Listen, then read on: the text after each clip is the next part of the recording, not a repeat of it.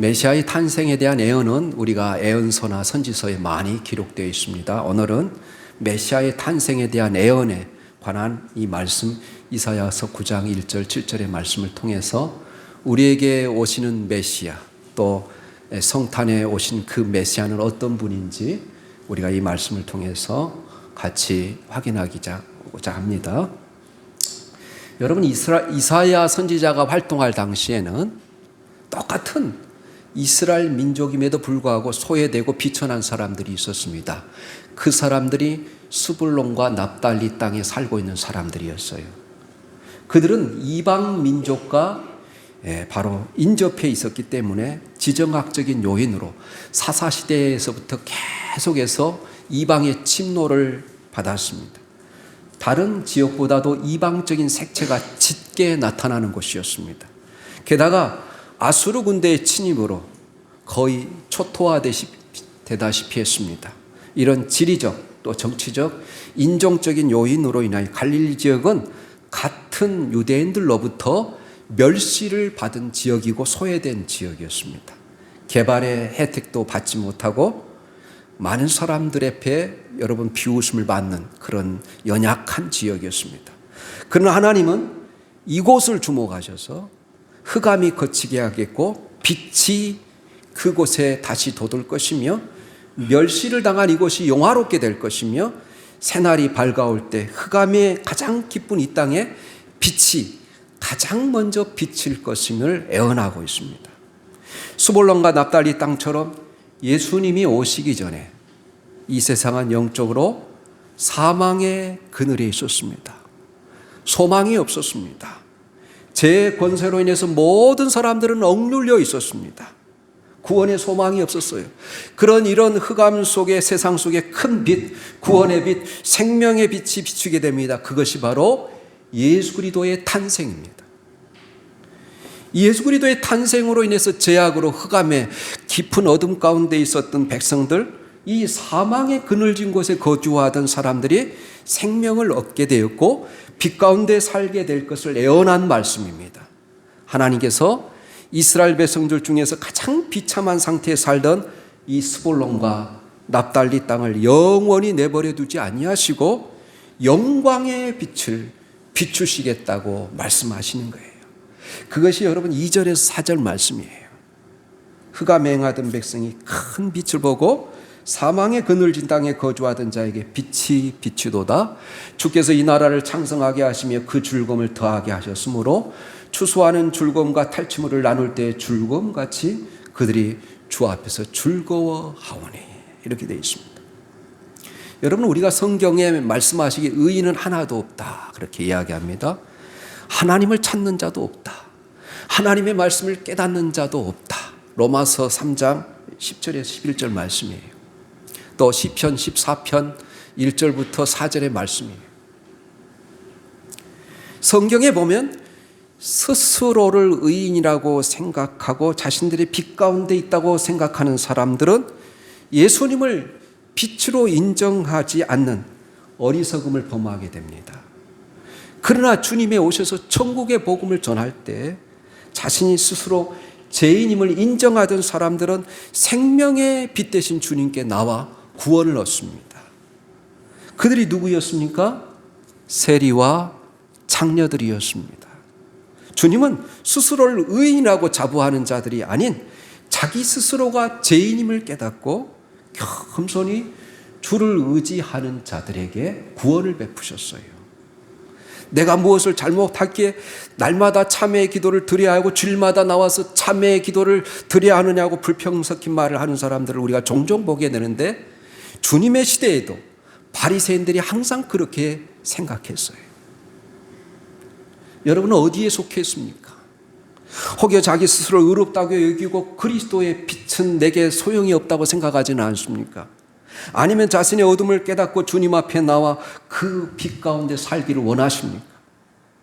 여러분이 도덕적으로 아무리 진실하고 깨끗하게 살았다 할지라도 밝은 광명이신 그리스도의 빛 앞에 비추게 되면 우리의 모습은 넝마와 누더기와 같은 모습일 것입니다. 우리가 이것을 인지할 필요가 있어요. 그래서 주님이 뭐라고 말씀하면 내가 의인을 부르러 온 것이 아니라 죄인을 부르러 오셨다고 그래요. 내가 죄인임을 인식하고 내가 죄인임을 고백하면 내 죄를 고백하는 자에게 주님께서 그 사람을 구원하러 오셨다고 말씀하세요. 여러분, 그렇지 않으면 구원을 받지 못합니다. 주님의 긍휼을 얻을 수 없습니다. 주님의 의를 덧입을 수 없습니다. 왜냐하면 주님은 의인을 부르러 오지 않았기 때문이에요. 그래서 사도 바울이 가장 나중에 쓴 디모데전서 1장 15절에 뭐라고 고백하냐면 미쁘다 모든 사람이 받을 만한 이 말이여 그리스도 예수께서 죄인을 구원하시려고 세상에 임하였다 하였도다. 죄인 중에 내가 개순이라 이렇게 말해요. 그러므로 언제 어디서든지 빛 대신 그리스도를 마음에 모시고 그 빛 가운데 거하십시오. 그리하면 성령 하나님이 여러분의 삶을 푸른 초장으로 인도하실 것이고 실만한 물가로 인도하실 것이고 모든 악의 세력으로부터 주의 지팡이와 막대기로 여러분을 지켜주실 것이며 그분이 친히 여러분의 삶의 공급자가 되어서 여러분의 필요한 것들을 채워주실 것을 믿으시기를 예수님의 이름으로 축원합니다. 그래서 우리가 그런 믿음을 가지고 살 때 하나님 아버지 집에 영원히 거할 때까지 하나님께서 주의 인자하심과 진실하심으로 우리를 두르신다고 말씀하시지 않습니까? 그 시편 23편의 고백이에요. 오늘 하나님께서 스볼론과 납달리 땅에 거하는 사람들에게 주시는 약속이 무엇이냐면 하나님이 은혜를 베푸실 때 가장 먼저 찾아오시겠다는 말이에요. 이 말이 무슨 뜻입니까? 하나님의 은혜가 회복될 것을 가장 먼저 아는 사람은 하나님의 백성들 가운데 가장 큰 어려움 가운데 있는 자들이 될 것이다. 그렇게 말해요.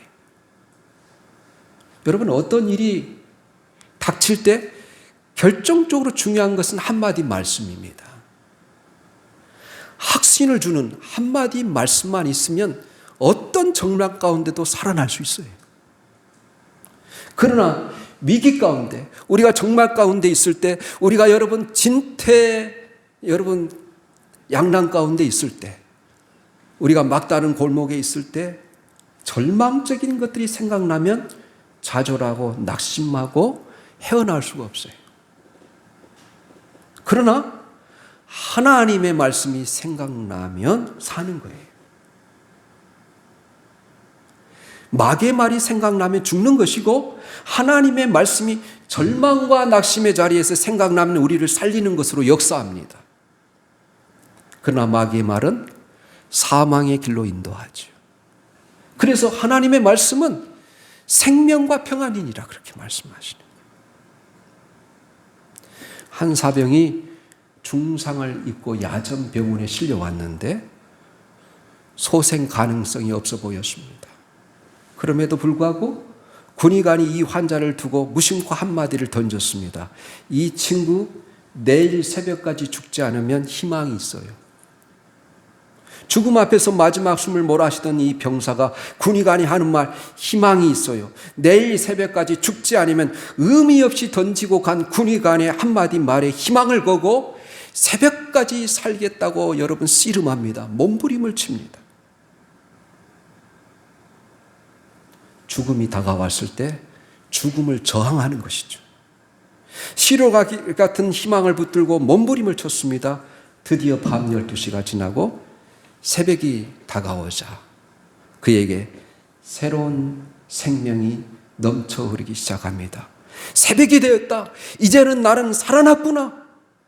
그 군의관의 무심코 던진 말 한마디가 죽어가던 그 병사에게 희망을 주었습니다. 그는 한마디 희망의 메시지를 붙들고 그 절망적인 상황에서 살아날 수 있었던 것입니다. 여러분은 이 험한 이 세상을 무엇을 붙들고 살고 있습니까? 여러분이 붙들고 있는 그 마지막 희망이 무엇입니까? 무심코 던진 군의관의 이 한마디를 붙들었던 병사가 소생함을 얻었다면 생명의 주가 되시고 생명을 풍성하게 주시기 위해서 오신 예수님의 말씀을 붙들고 산다면 어찌 살아나는 일이 일어나지 않겠어요? 반드시 하나님께서 그 절망적인 상황에서 여러분을 회복시키시고 일으켜 세워주실 것입니다. 그래서 여러분, 이 시편 42편의 시편 기자가 이렇게 말하며 내 영혼아 어찌하여 낙심하며 어찌하여 내 속에서 불안해하는고, 자기 자신을 향해서, 자기 영혼을 향해서 그렇게 소리칩니다. 시인이 자기 자신에게 이렇게 선포하고 모든 불안을 다 떨쳐버리고 하나님께 소망을 품습니다. 그리고 이렇게 고백합니다. 우리 한번 찾아보겠습니다. 시편 42편 8절 말씀입니다.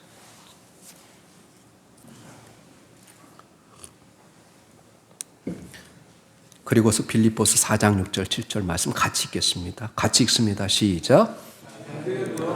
그의 인자하심을 베푸시고 밤에는 그의 찬송이 내게 있어 생명의 하나님께 기도하리로다. 우리의 생명을 주관하시고 우리에게 생명을 주시고 우리의 생명의 연한을 정하신 분이 누구세요? 하나님이세요. 시편은 우리 하나님이 생명의 원천이다, 그렇게 말씀하세요. 그래서 이 시편 기자는 하나님 앞에 마음을 추스리고 기도합니다. 그 말씀이 빌립보서 4장 6절 7절에는 어떻게 기록되어 있을까? 우리 같이 또 읽어보겠습니다. 시작. 아무것도 염려하지 말고 오직 모든 일에 기도와 간구로 너희 구할 것을 감사함으로 하나님께 아뢰라. 그리하면 모든 지각에 뛰어난 하나님의 평강이 너희 마음과 생각을 지키시리라. 아멘. 그래서 우리가 하나님께 소망을 품는 게 중요해요. 대림절은 주님이 오실 것을 소망하며 기다리는 계절이잖아요. 여러분, 사마리아 성에 수리아 군대가 포위되어 수많은 사람들이 굶어서 죽어가고 있었어요. 사마리아 왕은 아낙네들의 소리를 듣습니다. 아기들을 삶아 먹고 바로 싸우는 여인들의 소리를 듣습니다. 그때 하나님께서 엘리사를 통해서 고운 가루 한 수와에 한 세겔을, 두 수와에 한 세겔을 할 것이라고 말씀하십니다. 풍족한 일이 일어날 것이라는 거예요. 이 말을 듣고 한 장관이 이렇게 외칩니다. 비웃습니다. 하나님이 하늘의 창을 열어도 이런 일들은 도저히 일어날 수 없을 것이라고 무시합니다. 그때 엘리사가 무슨 말을 합니까? 이 일은 반드시 이루어질 것이고 너는 그 광경을 목격하겠지만 너는 죽게 될 것이다. 그래요. 그래서 여러분, 갑자기 여러분 먹을 것이 넘쳐남으로 사람들이 쏟아져 그 나오는 순간에 그 사람들에게 밟혀서 죽고 말아요. 어떤 일이 일어납니까? 하나님께서 병고 소리와 말소리를 시리아 사람들, 수리아 사람들이라는 것, 시리아 사람들이 듣게 하는 거예요. 그러자 그들은 이스라엘을 돕는 원군인 줄 알고 혼비백산하여 무기와 양식을 다 내버려두고 도망칩니다. 이것을 제일 먼저 발견한 사람이 누구였어요? 나병 환자들이잖아요. 그들은 어차피 죽을 몸 시리아 군대에 가서 항복해서 죽이면 죽고 살려주면 살 거라고 수리아 군대의 진영에 갔는데 양식만 가득하고 사람들이 아무도 없는 거예요. 그들은 죽으면 죽으리라는 각오를 갖다가 그 기쁜 소식을 이스라엘 사람들에게 제일 먼저 전하는 사람들이 되지 않습니까? 왜 하나님께서 가장 비천하고 가난한 사람들에게 가장 먼저 은혜를 베푸시겠다고 약속하십니까? 그 이유가 무엇입니까? 그들은 자기들이 잘 되어도 자기들의 힘이 아니라는 것을 알 정도로 낮고 비천한 사람들이기 때문에 그래요. 그래서 주님이 말씀하시는 거예요. 심령이 가난한 사람이 복이 있도다. 그런 거예요. 천국이 저희 것입니다. 그러는 거예요. 하나님께서 이스라엘 자손들을 택하신 것은 그들이 그럴 만한 자격이 있어서가 아닙니다. 이방인들보다 하나님께서 선택할 만한 조건이 있었기 때문이 아니었습니다. 그러나 하나님께서 그들을 일방적으로 선택하시고 믿음을 주시고 그들을 축복하십니다. 그런데 이스라엘 사람들은 점점 하나님이 당연히 자기들에게 축복하셔야 된다고 생각했어요. 선민의식에 치우쳤습니다. 가장 나쁜 것이 뭐냐면 너무 받은 것에 익숙해져서 당연히 받아야 된다고 생각하는 거예요. 남들이 당연히 자기들을 사랑해야 된다고 생각하는 거예요. 이스라엘 백성들은 이 하나님의 은혜에 나쁘게 길들여졌습니다. 하나님은 무조건 자기들을 선택해 주셨기 때문에 사랑하시고 축복하셔야 된다고 생각했습니다. 죄를 지어도 늘 용서만 하시고 징계하지 않는 하나님으로 생각했어요. 그러나 하나님께서 축복하시면 그것을 축복인 줄 아는 사람들은 스볼론 사람들과 납달리 사람들밖에 없었습니다. 왜냐하면 그들은 전혀 가진 것이 없었기 때문에 그랬어요. 그래서 스불론 사람들과 납달리 사람들과 더불어 은혜에 길들여지지 않았던 사람들은 요단 건너편 이방인 갈릴리 사람들이었다. 그렇게 이야기해요. 하나님이 엄청나게 그들을 축복하시겠다고 말씀하십니다. 어떤 축복을 주시겠다고 말합니까? 추수하는 자의 기쁨을 주겠다는 거예요. 전쟁에서 이겨서 그 탈취물을 얻는 기쁨을 주겠다고 말씀하세요. 이 예언대로 예수님께서는 갈릴리에서 스불론과 납달리 땅에서 가장 먼저 복음을 전했어요.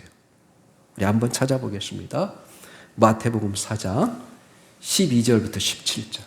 마태복음 4장 12절부터 17절 말씀입니다.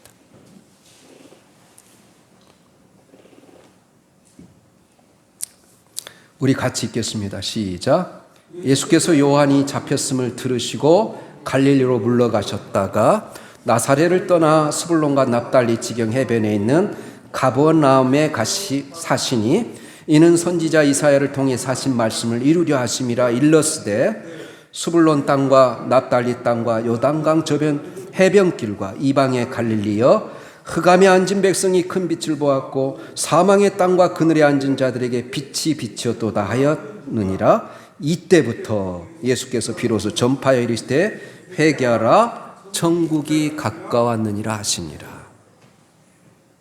그래서 오늘 읽은 이사야 말씀이 그대로 성취되는 거예요. 또 우리 고린도후서 8장 9절 왜 예수님이 이 땅에 오셨는지 우리 한번 또 읽어보겠습니다. 시작. 우리 주 예수 그리스도의 은혜를 너희가 알거니와 부요하신 이로서 너희를 위하여 가난하게 되시면 그의 가난함으로 말미암아 너희를 부요하게 하려 하심이라. 여러분, 하늘의 것과 땅의 것과 이 세상에 있는 모든 것이 아버지 하나님의 것이고 우리 주님의 것이에요. 그런 부요한 자가 가장 비천하고 가난한 집에 태어나셨습니다. 그것은 우리에게 복을 주시기 위해서 우리로 하여금 너희를 부요하게 하려 하심이라. 그렇게 말씀하세요. 여러분, 우리가 누리는 모든 것은 하나님의 은혜예요. 선물이에요. 모든 것에서 하나님께 감사합시다. 나의 것은 아무것도 없었습니다. 하나님 앞에 나는 아무것도 아니고 하나님이 모든 것 되심을 인정하고 어린 아이처럼 겸손히 하나님을 의지하고 갈망하시기를 바랍니다. 하나님의 은혜는 겸손한 사람에게, 어린아이 같은 순수한 마음을 가지고 하나님의 은혜를 사모하는 사람에게, 하나님 없이는 나는 아무것도 아닙니다, 이렇게 고백하는 사람에게 하나님의 은혜가 넘쳐나는 거예요. 그래서 뭐라고 말합니까? 주 앞에서 낮추라, 주께서 너희를 높이시리라, 이렇게 말해요. 복음은 죄에서 해방되는 거예요. 우리 주님이 이 땅에 오신 가장 큰 목적은 죄에서 우리를 구원하시기 위해서 오셨어요. 예수님의 이름이 뭡니까? 죄에서 우리를 구원할 자라는 뜻이에요. 죄에서 해방은 모든 해방과 자유의 길입니다. 가난에서 해방, 두려움에서 해방, 질병에서 해방, 무지에서 해방으로 확대되는 것이 가장 기본적인 것이 죄에서 해방돼야 되는 거예요. 따라서 하나님 앞에 다른 어느 것도 내세우시면 안 됩니다. 가지고 있는 무엇으로도 하나님 앞에 흥정하려고 하지 마십시오. 그러면 은혜가 중단될 수 있습니다. 왜 이 세상이 감옥이 있고, 왜 이 세상이 병원이 있고, 왜 이 세상이 계속해서 전쟁이 끊어지지 않을까요? 그것은 인간 속에 있는 이기적인 욕망과 제약 때문이에요. 죄가 해결되지 않으면 인간은 영원히 싸워야 하고 영원히 죄의 노예 상태에 살아야 하는 거예요. 그래서 5절에 이렇게 말하는 거예요. 여러분, 5절, 오늘 이사야 9장 5절, 어지러이 싸우는 군인들의 신과 피 묻은 겉옷이 불에 섭같이 살라지나니. 여러분, 군화와 군복이 불에 섭같이, 여러분, 마른 불처럼 살라져 버린다는 거예요. 왜요? 그 이유가 6절에 나와 있어요. 군인이 이제 더 이상 군복이 필요 없어서 전투복과 군화를 불에 태워버렸습니다. 그렇게 하신 이유가 무엇입니까? 이제는 더 이상 비참한 저주가 없을 것이기 때문에, 바로 한 아기가 우리에게 태어날 것이기 때문에. 그래서 6절에 이렇게 시작, 이는 영은 왜냐하면, 이 말이에요. 왜냐하면 한 아기가 우리에게 낳고 한 아들을 우리에게 주신 바 되었는데, 그 어깨에는 정사를, 왕권을 가지고 있고, 그의 이름은 기묘자라, 기적을 베푸시는 분이다. 모사라, 상담자이고 변호사다. 전능하신 하나님이라, 영존하신 아버지라, 평강의 왕이라 할 것이라. 이렇게 말해요. 여러분, 이 세상에 많은 아이들이 태어나고 있지만 이 아기들과는 근본적으로 다르지 않습니까? 그는 영원한 신의 성품을 지니고 태어난다는 거예요. 그래서 그의 이름은 기묘자고 원더풀이고 모사고 카운셀러고 전능하신 하나님이라, 영존하신 아버지요 평강의 왕이시다. 어느 누구도 이런 이름을 가지고 태어난 자도 없었고 그런 천사도 없었습니다. 그는 영원한 하나님의 아들이기 때문이다. 그렇게 이야기하는 거예요. 그가, 여러분 여기 이상하지 않습니까? 한 아기가 갑자기 아버지로 등장해요. 전능하신 하나님이라 영존하신 아버지라 그렇게 이야기해요. 어떻게 그럴 수가 있습니까? 우리 애가 우리를 믿음으로 낳았기 때문에, 예수 그리스도를 구주로 믿는 사람들에게는 그분이 우리 아버지가 되는 거예요. 영존하신 아버지란 말이 굉장히 중요한 말이에요. 대단히 중요한 말입니다. 왜냐하면 영존하신 아버지가 주시는 생명은 영원한 생명이기 때문에, 영원히 살아계시는 그분으로부터 오는 생명이기 때문에, 그래서 아버지가 영존한다면 그 자신들, 그 자식들도 영존하시는 거예요. 아담이 죽은 것처럼 우리 역시 육신적으로 다 죽습니다. 그러나 영존하신 아버지신 그리스도가 주신 생명은 영원한 생명이라는 거예요. 우리는 비록 육체적으로 죽으나 영혼은 영원히 살게 될 것이라는 거예요. 또한 장차 주님이 다시 오실 때 육신도 부활하여 영원히 살게 될 것이다. 그리스도께서 육체적으로 죽으셨다가 다시 살아나심으로 이 일의 보증이 되셨어요. 그러므로 사랑하는 여러분, 우리가 그리스도로 말미암아 영원한 생명을 부여받은 사람이에요. 우리는 영존하신 아버지인 그리스도의 자녀예요. 따라서 그리스도가 영존하신 것처럼 우리 또한 영원히 살게 될 것을 믿으시기를 바랍니다. 그래서 여러분, 우리에게 주신 이 생명, 우리에게 주신 구원, 영원히 기억하고 감사하고 기뻐하며 찬양할 수밖에 없어요. 이스라엘 백성들에게 유월절 규례를 주시면서 대대로 기억하라 그러잖아요. 너희가 구원받은 것을 잊지 말고 영원토록 기억하라 그래요. 세세토록 기억하라 그래요. 그래서 우리가 예수님의 피로 구원을 받은 사람들이에요. 그 믿음으로 우리를 낳으셨어요. 요한복음 1장 12절에 뭐라고 말합니까? 영접하는 자, 곧 그 이름을 믿는 자들에게는 하나님의 자녀가 되는 권세를 주셨느니라. 아멘. 하나님의 아들 예수님이 이 세상에 아기로 오셨어요. 이 세상에 하나님이 아기로 오신 것이 얼마나 기묘한 일입니까? 그분은 오셔서 오직 하나님의 말씀에 100% 순종했어요. 그는 십자가에 못 박혀 죽으셨습니다. 그러나 그의 죽음은 놀라운 구원을 이루셨어요. 죽었는데 승리하셨어요. 분명히 얼굴에 침뱉음을 당하고 창에 찔리고 양손에 못이 박혀서 죽었는데도 다시 살아나심으로 승리하셨어요. 그래서 십자가의 도가 하나님의 능력이고 지혜가 되는 거예요. 얼마나 놀랍습니까? 그는 모사입니다. 모사라는 단어는 변호사라는 뜻이에요. 변호사는 의뢰인을 대신해서 모든 문제를 해결해 주는 사람이에요. 법정 대리인이에요. 그리스도는 우리를 대신해서 하나님께 간구하기도 하고 이 세상에 우리를 공격한 무리들을 받아칠 수 있도록 우리의 입에 하나님의 말씀을 주시기도 하시고, 어린아이를 키우는 엄마들은 아이들이 옹알거리는 소리도 다 해석하지 않습니까? 엄마는 아이를 대신해서 병원에 가기도 하고 또 학교에 데리고 가기도 하는 등 모든 것을 채워줍니다.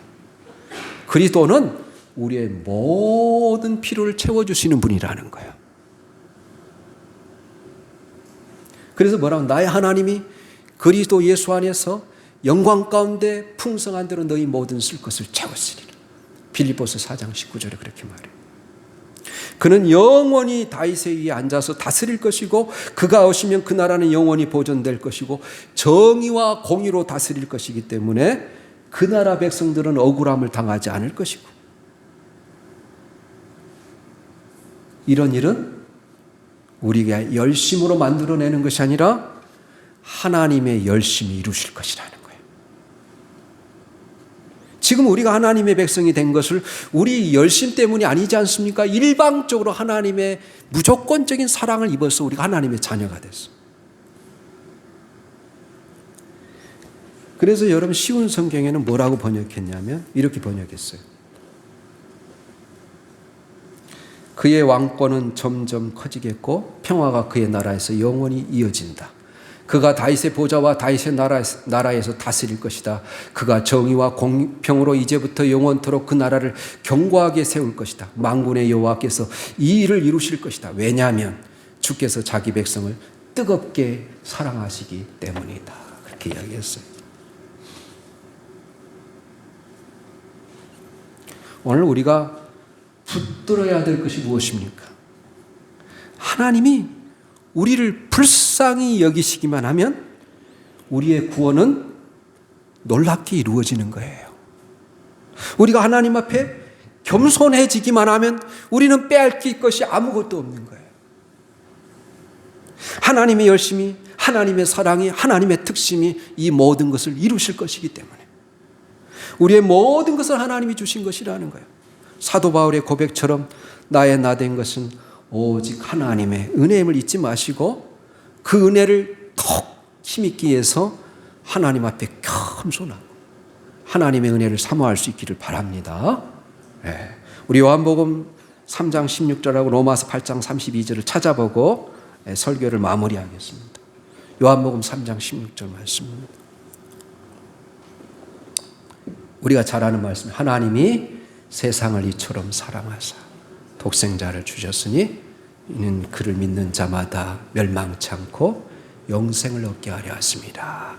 로마서 8장 32절에는 사도 바울이 이렇게 찬양합니다. 시작. 우리 모든 사람을 위하여 내주시니가 어찌 그 아들과 함께 모든 것을 우리에게 주시지 않겠느냐. 예. 여러분, 이 땅에 가장 좋은 것은 모두가 하나님께 있어요. 하나님이 가지고 있는 것 중에 가장 귀한 것이 누구일까요? 독생자 예수님이십니다. 그 예수님은 태초부터 하나님과 함께 계셨던 분이시오, 함께 천지를 창조하신 하나님이시오, 그분은 우리 모두에게 하나님께서 선물로 주셨어요. 사랑하는 여러분, 이제 이 땅에 다시 오실 주님을 바라보며 그리스도의 통치가 완성될 그날 주님의 재림을 기다리십시오.